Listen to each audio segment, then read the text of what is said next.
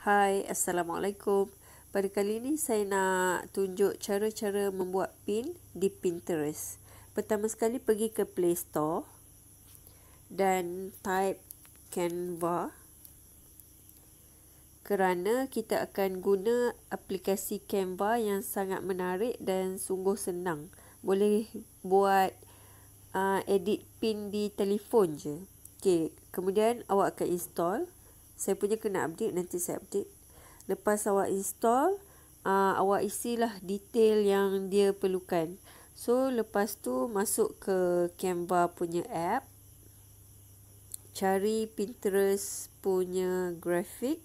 Klik see all. So, dia ada banyak template. Boleh pilih mana satu template yang kita suka. Tapi saya nak tunjuk yang blank punya. So, saya akan letak background gambar kat sini. Saya akan klik plus, klik image. Saya nak gambar yang berkaitan. So, saya akan cari gambar yang bersesuaian. So, saya pilih gambar ni. Besarkan.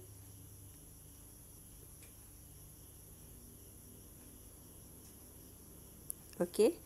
Kemudian saya akan letak teks. Tulisan, boleh pilih tulisan mana yang kita nak. Edit tulisan tu. Kat sini saya nak letak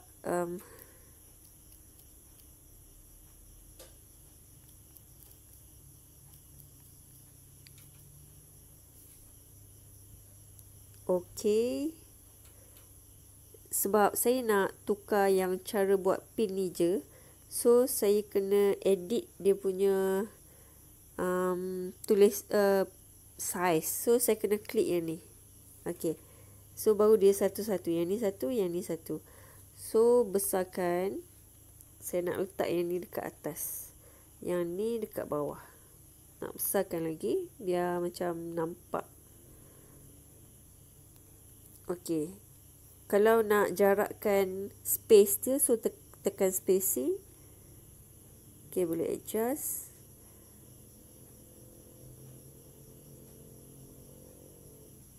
Okay, kemudian yang ni saya nak tulis Pinterest.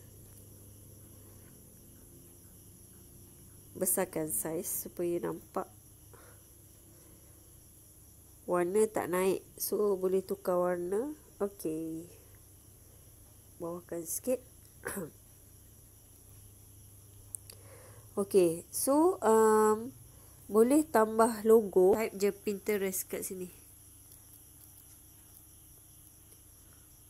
Okay, boleh ambil gambar ni.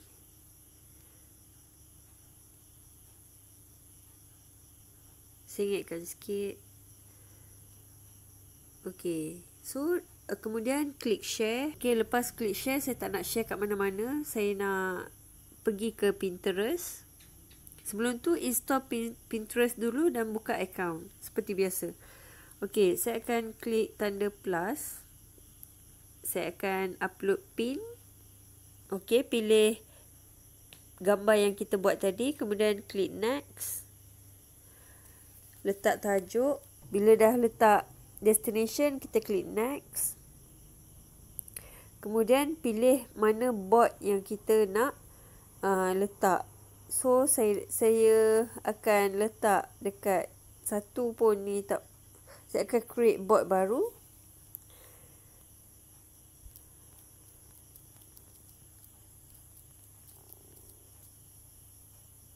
Okay. So, klik create. Okay, pergi ke bot tadi. Cuba cari ada tak tutorial online.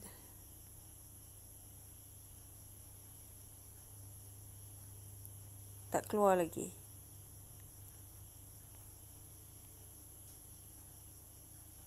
Okey, bila line saya dah kuat, dia akan ada dekat saya punya bot.